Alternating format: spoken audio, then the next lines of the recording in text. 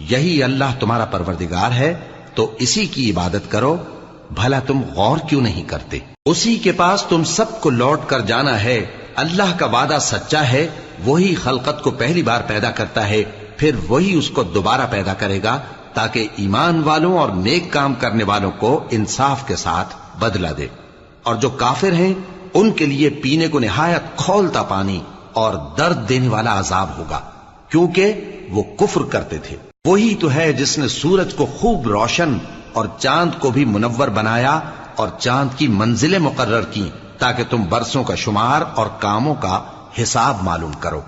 ये सब कुछ अल्लाह ने तदबीर से पैदा किया है। समझने वालों के लिए वो अपनी आयतें खोल खोल कर बयान फरमाता है। रात और दिन के एक दूसरे के पीछे आने जाने में और जो चीजें अल्लाह ने आसमान और जमीन में पैदा की हैं, सब में डरने वालों के लिए निशानियां हैं। जिन लोगों